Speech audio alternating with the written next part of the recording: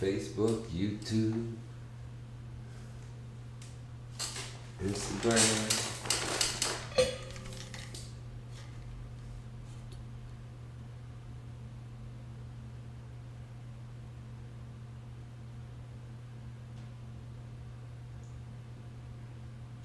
Peace and love, kings, queens, and gods. You already know who it is. It's your boy, the Floating Yogi, and it's the Floating Yogi's Book Club. So come on, let's get some knowledge. Let's vibe together. The story's been getting super spicy. We've been talking about a whole bunch of stuff from the chakras, the Ida, the Pingala, the Sushumna, those intersecting pathways. So come on in, invite a friend. Matter of fact, invite about 10, because hot dog it, dag nabbit, we about to go in. And with that being said, some of the people who help me be me, help me do what I do. We got my dude Yogi. He's part of the crew. He is from a dimension where people are our greatest resource, and I highly encourage you to tap in with him and see how he can be a great resource to you.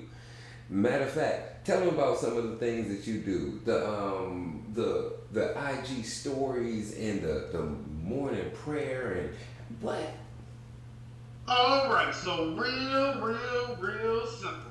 People are our greatest resource, and so every morning I get up and I spread love. I wake up, I open my eyes, I breathe my first breaths, thinking about how I would like to tell my friends and the people that I love them. So I go live. I go live on Payover1 on Instagram and Anthony Burke on Facebook, and I say I love you. I spread some love. And then we take 5 breaths, and I give a quick prayer for the day. Real simple. Ain't got to be nothing too complicated. And it all started because I believe that 1 minute a day of meditation is all it takes. Just dip your toe in the water consistently, and you'll find that it makes a huge difference. 1 minute a day. So in order to get my friends to meditate with me and just breathe for 1 minute a day, I put some sweetness on the front with some love, and I seal it on the end with Jesus, just because that's how I was raised. And that's what we do. So, on top of that, once you've done your meditation, hop over to Yogi.dc on Instagram and join the growth gang. Hit that button that says I moved to meditating today and I'm not bullshitting on my greatness. Come on. Next day, you get a tag, a little shout out, and a little reminder to meditate the next day. Real easy. So come on through, slide on the UEIG. Meditate, vote, share, become part of the growth gang. You can also check those pinned comments, boom, boom, boom, on those social medias, or the comment in the comment section. If you want to be part of the discourse, if you want to be part of the convo, vibing and whatnot, tribing and it, what it is, go and sign up on there. It's free $99. All you got to do is pay attention, a little bit of that, and we can get the growth. So we're reading how yoga works. Oh, another one of the sponsors, by the way. We also got Lifeform. Their mats, again, fantastic, dope design, slip resistance, ways for your mind to stay focused so you can learn and be conscious through these on-mat lessons. So when it's time to integrate them into our day-to-day life, they're accessible to us. We have the focus, we have the capacity, we have the understanding. So, and you can come to these spaces and these places to further that, so we can chop it up and sharpen steel. See how we can sharpen the iron a little bit, sharpen our ideas, our morals, our beliefs, and how we plan to go about them. All right. With that being said, now we're gonna get to it. Oh, and also Method DC. Yeah, Method DC. They be hitting. All right. Now we kick it. We're on chapter 22. We finished up with. We finished up on a very somber note at the end of the last chapter. The girl shifted into the teacher for the captain while he was about to punish the sergeant and hit her with the stick. She jumps in front of it and takes the blows after she just got beat by the sergeant. That's the yoga right there, yo. That's the yoga right there. That type of compassion, that type of action to follow, not just, oh, I feel this way about something. There was a meme I was watching talking about like active voice and passive voice when someone is speaking about action that they're taking, and when someone is speaking in a consoling or in a sympathetic way to gain some type of, I guess you could say, ground or favor in the person they're speaking with. So yeah, so she was in that part. She threw all that out the window. She was like, nah, this man who just beat me to the point where I couldn't move, I don't want him to get beat because I'm trying to stop this cycle. I'm trying to make the inside of the jail the outside of the jail. In that, and in those actions, she's doing just that, taking the violence away, at least the one who was inflicted by it, and the actions, the results, the sergeant, how he like crawled out from underneath her and has a different look on who this little girl is, this 17-year-old girl that he imprisoned. And same with the captain, who she's talking to him about compassion, talking to him about sympathy, talking to him about like these deeper, more higher vibrational feelings and emotions. And then an experience comes up for him to actually experience it, for it to not be theoretical, for it to be an actual reality. How does the captain change from that? How does the sergeant shift from that? How does she change? There's definitely like a power dynamic. So it's, like I said, it's getting spicy. Let me get some water. Let me get some water real quick, because it's getting spicy.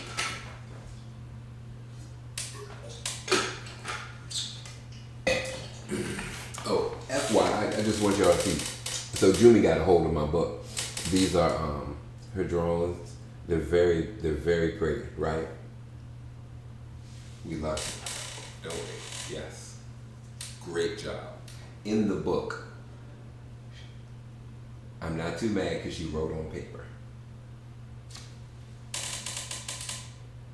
Really? Yeah, a little bit upset. But it was this I mean, case. I get you looking for a silver lining, but you couldn't find a better one than that. I know you trying to save your baby and your mental health, but you like at least she drew on paper. I take that. That was that. Fair enough. That's all you have? Fair enough.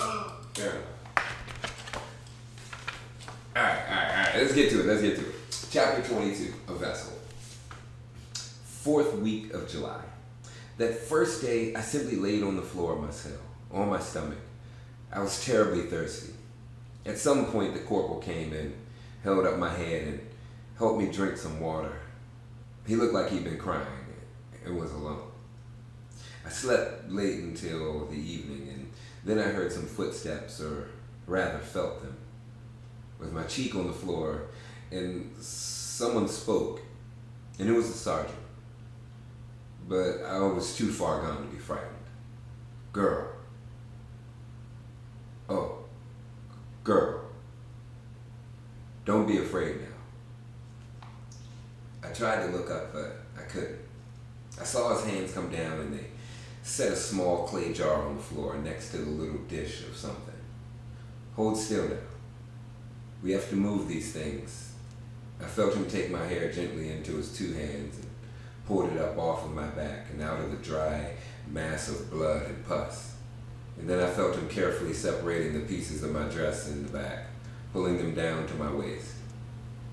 Now this part will hurt, so get yourself ready, he said, but it has to be done. I know, he said, and then faltering. I know how this has to be done to heal.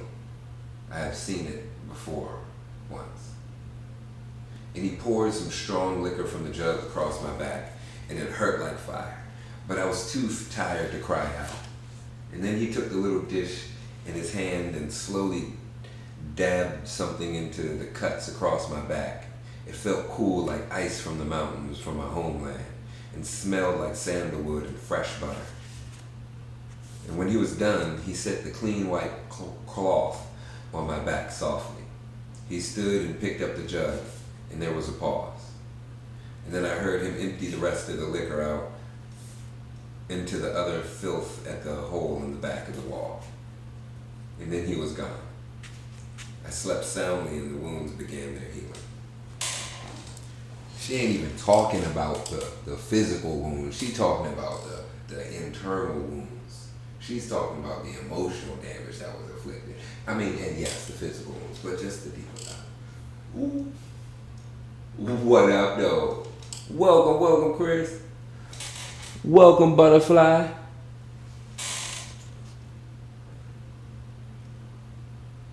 This writes like a movie.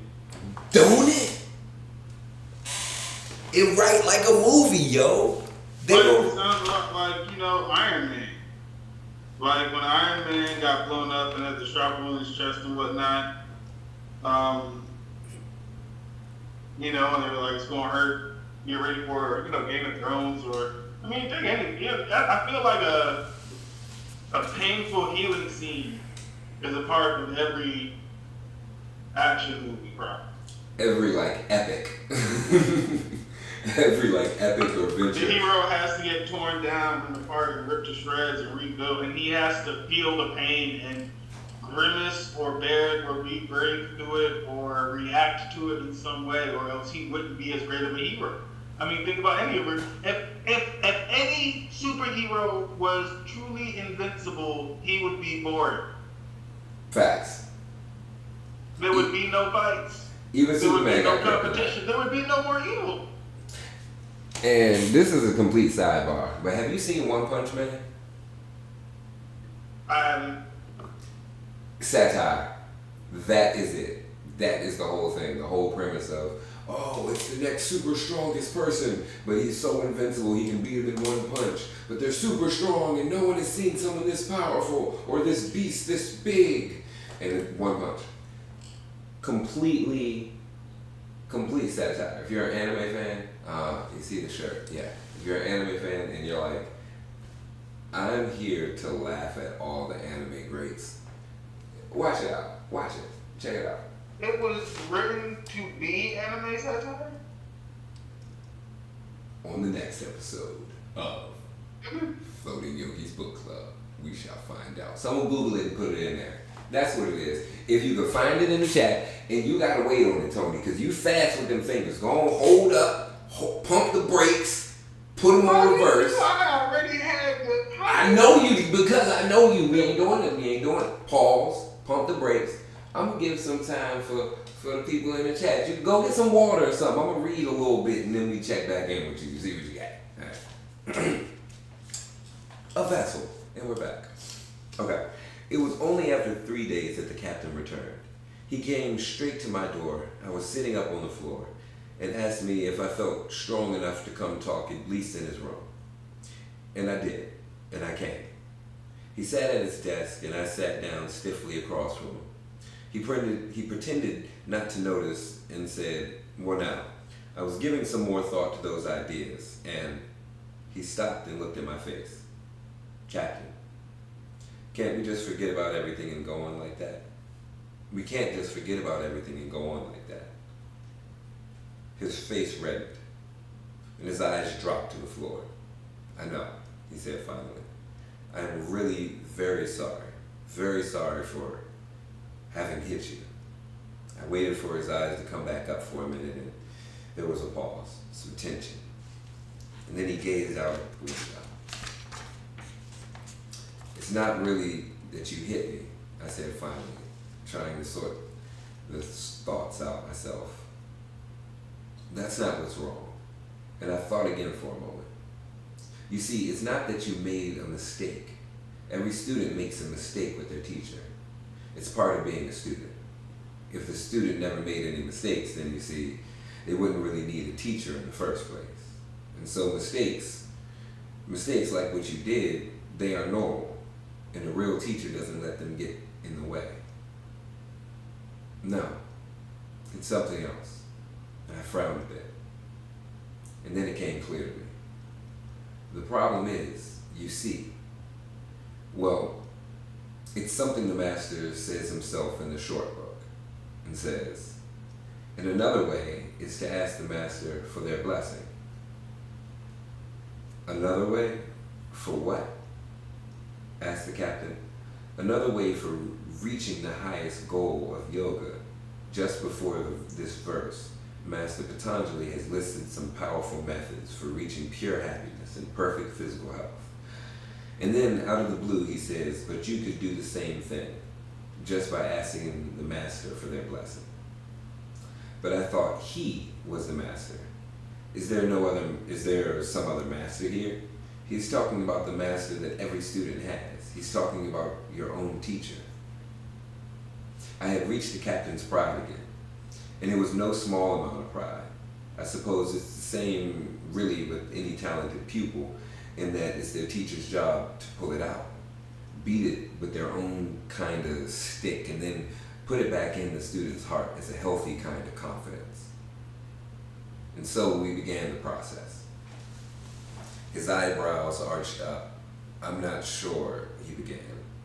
I'm not sure I could call you a master, he said. Why, you're not much more than a girl, really.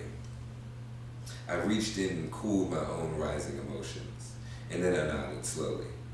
No, I'm not a master.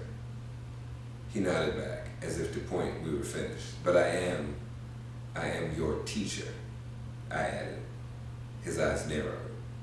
He was getting upset. I would have to do this carefully. You are teaching me a little, yes, that's true, he said flatly. But it's only because I have asked you to, and it's only because I have arranged for these sessions, shall we say. I smiled, but it hurt a bit. He didn't even want to call them classes, I said. And so really, what you're really trying to say is that you are the master here, and that you are the master of these classes because it is you who decided to have them. And then I'm just someone that you use to give you the classes. You employ me in that capacity. And so in a sense, I am, shall we say, your employee and not your teacher.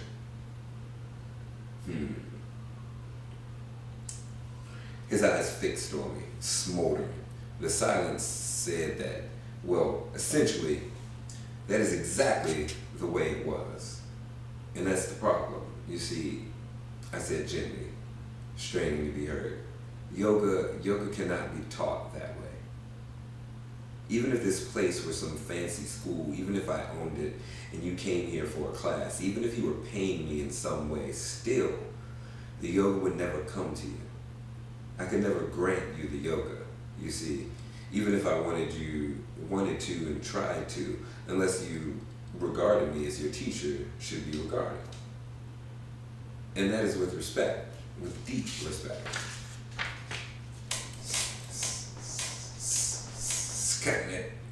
Cutting the pride up. Oh, it's not the teacher, it's not that teachers are some kind of faultless beings. It's not that we're not susceptible to our own problems or that students should follow their teachers blindly. But we are, you see, vessels. We hold something inside us which is bigger and much more beautiful than as individuals. Yogi, you see, it began long before even the master first wrote it down. And it's been passed down, poured from vessel to vessel, poured from teacher to student, and then to their students for hundreds of centuries. It has survived not just in books, but in living persons, in the words, in touch and thought shared between living beings. Something beyond what a book could ever do. And if books are precious, and they are precious beyond all measure, they combine knowledge of generation after generation in effort and pain, mistakes and discovery. Then our teachers are so much more free. No, so much more. For regardless of what we think of a teacher, regardless of the weakness and faults we may see in them, they are still the one and the only door we have to the living experience of countless generations of teachers who came before.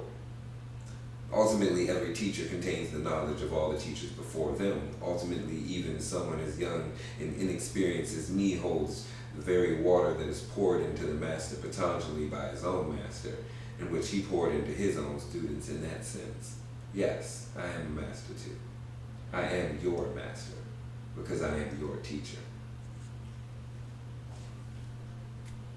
Ah, mic drop on that jump. What up, Jarrick? Welcome, welcome, welcome.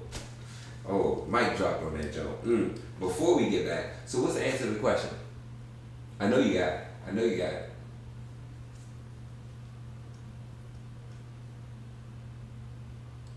One Punch Man is a parody. It quotes or it parodies Dragon Ball Z. Where is it?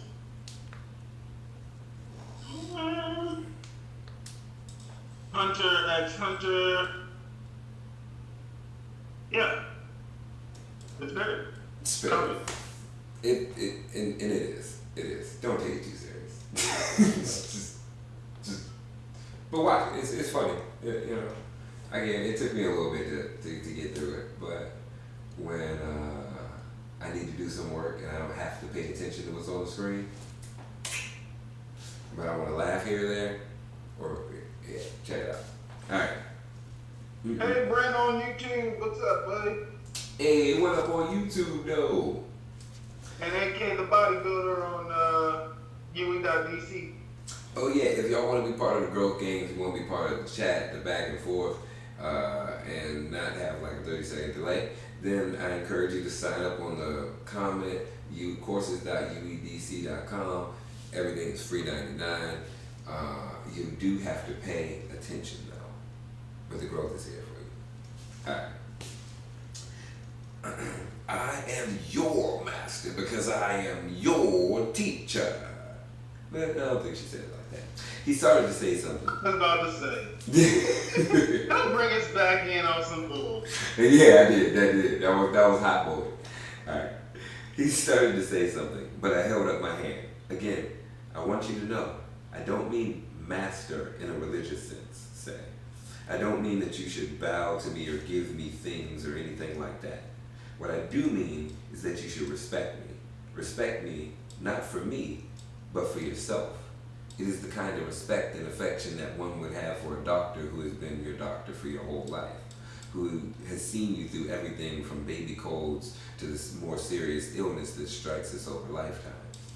And when a patient or a student has this kind of regard or respect for the doctor or teacher, and I mean no matter what the teacher is teaching them, then something happens. A kind of magic is let loose. A blessing, the master calls it. All the power of healing, all the power of generations upon generation of people who struggled to learn and then learned and then granted that gift into the next generation so that it could live, so they could live. All that power is released to you. And then you see, the healing will happen. The yoga will work. And otherwise, if you think of me in the way that you've been doing, and I'm not talking about mistakes that happen like with the stick in my cell, but if you don't respect me as a teacher, as your teacher, then you will never get better. And one day you will just lose interest and go back to something else and can never find out how much farther this healing can go. Not to mention, I paused to see if he would pick it up. Not to mention my two men, he said softly, whose pain has become even more difficult to ignore. He sighed and looked down to the ground. The sweetness of the truth went to his pride, and then he began their struggle. I cheered our side on silently, and it was a few long minutes, and his eyes cleared, and I knew we had won. "Corporal," he called out to the door. The door fell open and the corporal behind it. He picked himself up clumsily and dusted off his trousers. Sir, sorry. No problem, Corporal. Tell me, is the sergeant still here? Is he? He is, sir. Right. Right outside the door. In fact, sir. The captain rolled his eyes a bit at the privacy no one in the jail ever knows. Ask him to come in, he said. They came and stood at the side of the desk. The sergeant was completely sober but pale from the effort. That's real. I think and his hands were shaking slightly. He glanced once over at the captain's stick leaning in the corner. "Men," began the captain, I have something to say, and I wanted to say it in front of you two. I wanted you to hear it too." The pair stood there, still as stones, and nodding dumbly. I had a strong feeling that this was the first time in all these years that the three of them have ever spoken together as a group.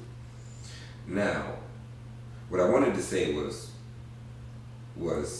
he sighed, then gulped down a big breath, looked up at the ceiling or somewhere past that, and said quickly, "I wanted to say in front of you both that I am very sorry for what had happened the other day. When I lost my temper and I took the sergeant's stick and hit," he paused. "It was hard for him, very hard for him. And I hit," he said resolutely, my teacher." The word came out once, and then it was easier. "My teacher, Miss," he stopped abruptly, and I feared for the worst. I glanced at the sergeant and the corporal that they were glancing nervously at me, and then we looked back at the captain. "Why," he blurted out, "why, I don't know. I don't even know your name." I was stunned for a moment. "Well, why, it's Friday," I said. No, he said back to me. "Your name, I need to know your name. I already know what day it is." "Oh no," I stumbled. "I mean, you see, my name, it's my name. You see, my name it's Friday." The captain sat with his mouth open for a moment and finally sunk in. Oh, I see. Well then, men, I want you to know that I'm apologizing.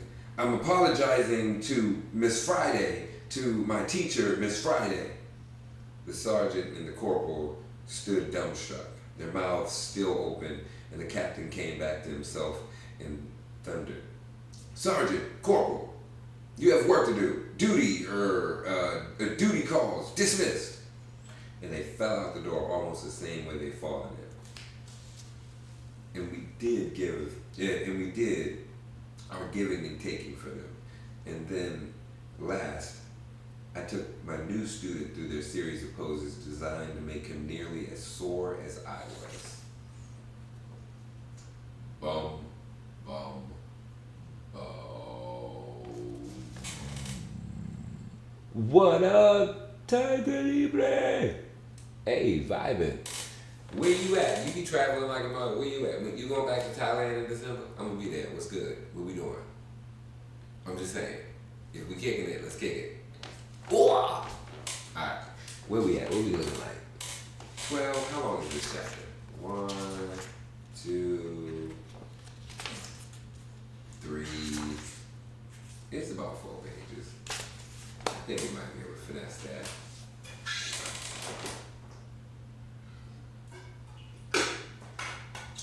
So changes is happening, y'all.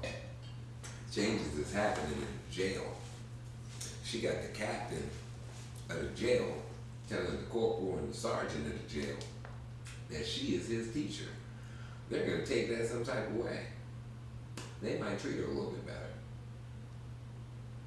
She might get water. I mean, it's the little things. I ain't saying they want to, change everything, but they might get her some water. Clearly, one of them ain't drinking and ain't beating her. Let us see. Pride before fall. Heard that saying before. First week in August. A week later, I was walking into the captain's room for class when the corporal burst in past me, brushing against my back. I winced. The yoga I did every day had probably kept me from being crippled, but things still took time. "Pig!" cried the corporal. "What?" roared the captain. "I mean, pig, sir," returned the corporal. "What?" the captain again. "Pig! Big pig, sir." Corporal. "What? Pig. Big pig, sir. Big pig on the front porch. Can't get him off, sir. For goodness sake, sir.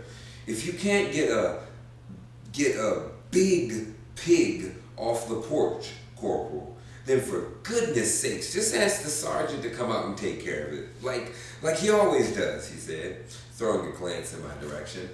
The corporal stood silent for a moment, his mouth working, but nothing's coming out. Sir, the sergeant, sir, the sergeant is already on the scene of the incident, sir. Then just tell him to do his thing, The captain looked over at me significantly, but as usual went over the corporal's head directly. Not possible, sir. You see, the sergeant, sir, I believe he was burned, his stick, sir, sir. And with the corporal, and with that, the corporal peered out the door to see if the sergeant might have heard. I imagine that even without the stick, the sergeant knew how to express a dissatisfaction over someone snitching on him to the captain. "Oh, blast it," exclaimed the captain, and he sailed out to the front porch with the corporal, and I was in his wake. Asked the sergeant to step aside and leaned down and threw his arm around what was really rather a mince pig. "Sir," cried the corporal. "You're back," cried the sergeant, and the captain just squatted down in a nice uneven pose and hefted up the beast and carried him out on the road and sent him on his way. He walked to the porch with a huge smile, stopped near the rear of the bottom of the steps to slap some non-existent dust off his hands as his two admirers looked on, and then for good measure threw his foot up high on the rail and fussed with his shoelace for a moment. "Back to class," he grinned at me importantly and walked back between the two awestruck assistants to the captain's room. So now he's trying to show off. He could bend, he could squat a little bit without. He's like, all right, this shit working for real. All right, let me keep going.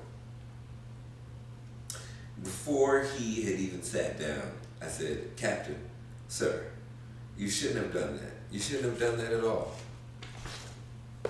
He gave me a surprised look. "Oh, but it was nothing. No problem at all. My back really is doing magnificently, you see." "I'm not talking about your back," I replied. "I'm talking about your foot, about showing off, when you swung it up so high on the rail just to show off." "It wasn't exactly showing off," he began. "It was showing off," I answered. And then I held my hand up to my chin for a moment, thinking how to say it. "Here, come out here in the middle for a moment," I said, and he came around to stand where he usually did his poses. "There's something I want you to see. It's this thing called focus," I said. "Now we'll start with the warrior of excellence pose. The version where you're standing with your feet wide apart, bending your knees, and holding your arms straight out to both sides." He took the pose, and then I said, "Notice first how you feel."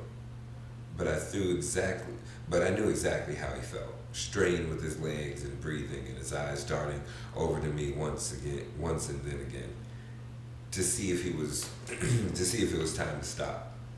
"Hold your head up very straight now, neck as straight as you can to make it too, and gaze out towards your hand steadily." He did so for a whole breath. "Now focus your gaze on your fingertip." And another breath passed, and then on the tips of your fingers. And I let 2 breaths pass. And now on your fingernails. 1 more breath. And then the fingernail of your middle finger only. 2 more breaths. And now on the end of the fingernail, on the curve of the fingernail at the end. And he did, for 3 breaths. "Good," I said. "Now relax." He stood up straight and looked at me steadily. "That's the longest you've ever held a pose," I said. "Twice as long as before us, in fact." He raised his eyebrows. "Sure didn't feel like that," he mused. "It's the power of focus," I said, "as the master says.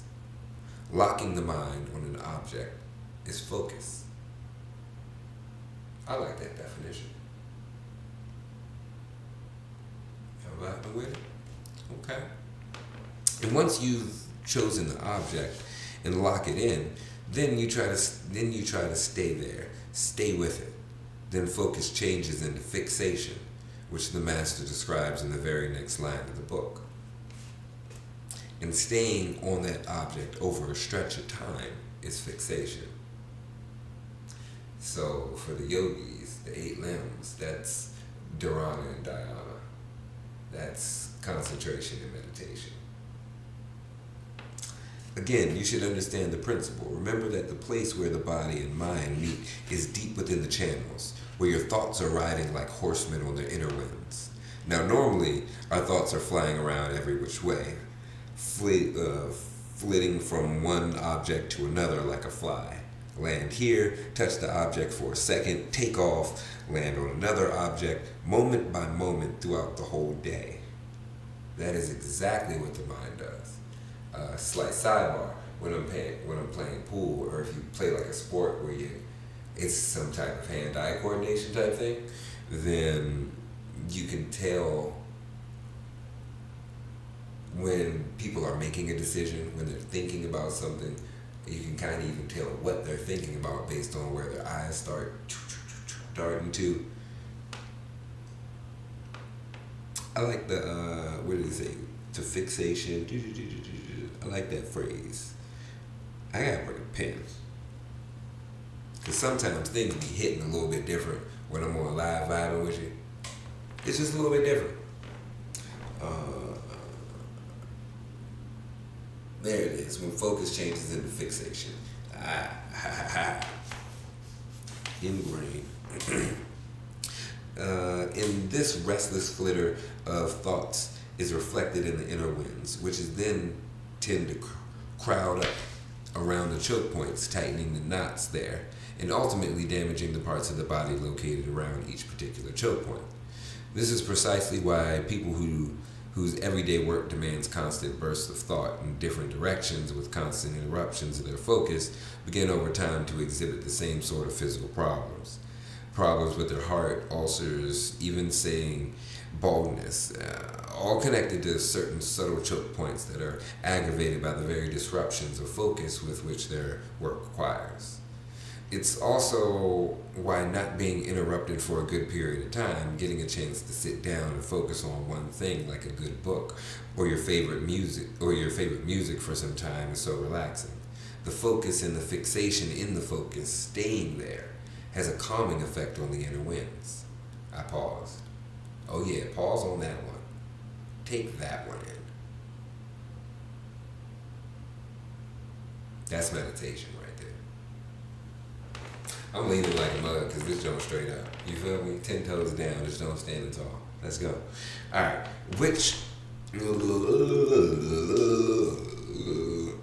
I paused. Which takes pressure off the choke points, relaxing their grip on the middle channel, and then happy thoughts are free to flow there again. He finished for me.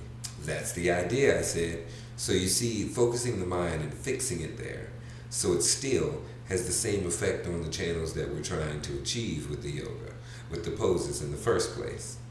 So if you can do both at the same time, knock on the pipes from the outside with the poses at the very steady breath while you work on the inside of the pipes by stilling your mind and focusing it on an object. As you go through the poses, well, then it's much, much, much more powerful. It will make you and your back even more healthy and calm your mind down too. And that's all the trick. And that's all the trick there is to it. Pick a spot to focus on while you're holding the pose. Traditionally, it'll be part of your body where you're facing anyway. So say your tip of your finger or your toe. But you can also gaze beyond your hand, for example, to a point on the wall. And then it really is a tremendous help if you narrow down the focus to a particular little spot, say part of your fingernail or a tiny mark on the wall. Or even try hard to close your eyes there without moving them in the slightest bit during the whole time you hold the pose. This is a very simple and profound way of staking the thoughts down to the very single place. And then later, when you're doing the silent sitting, for example, or even just trying to concentrate on solving a problem at work, you will find that the habit of focusing and fixing your mind during those poses carries over into every part of your day with wonderful results. Because people who can really focus are just better at whatever they do. They succeed more and they have more fun doing it. The captain nodded, and then his forehead creased slightly. And oh, I said, just to remind you that while you focus, just remember to keep your 3 points very loose. It defeats the purpose if you center on a point and focus with a frown and scowl. That locks up the very important final intersection in the channels between your eyebrows at the lower part of your forehead. He tried to uncrease his forehead, but the effort to concentrate on this just made the crease deeper. It takes practice. It does take practice, y'all. It does. You were wondering, I think, what all this has to do with the pig, I think I said. Big pig, he corrected me, but nodded. Well, you see, it's that focusing and fixing the mind is a double-edged sword. If you focus it on something neutral, like a spot on the wall, then it has a very calming effect on your thought waves. And if you go further and focus it, let's say at the choke point itself, or even better, on the kind of thought, say where you're doing, say on how what you're doing could help the sergeant or the corporal, well, then even during those poses, it has an even more profound effect. And ultimately, the master goes on to say you could even do these at the same time to go a step further and focus, say, on the idea we were talking about with the pen, on stopping the ultimate negative thoughts that stream constantly through the channels, and the side channels, all even as you do the poses. This, though, takes a little bit more explaining, and it will come. Later, he smiled. That's right, I nodded. But now, suppose that instead of focusing on one of these positive things, you say on your leg and how high you are able to lift it and how impressed the people are watching you lift it will be. The captain blushed a bit and looked at the floor. Well then, ironically, you are sending a negative thought, a thought of pride, of competitive thought, right down to your leg, just by focusing on your leg as you entertain the negative thought. Do you see? I exclaimed. He nodded. You get how you can fix an emotion to a body part?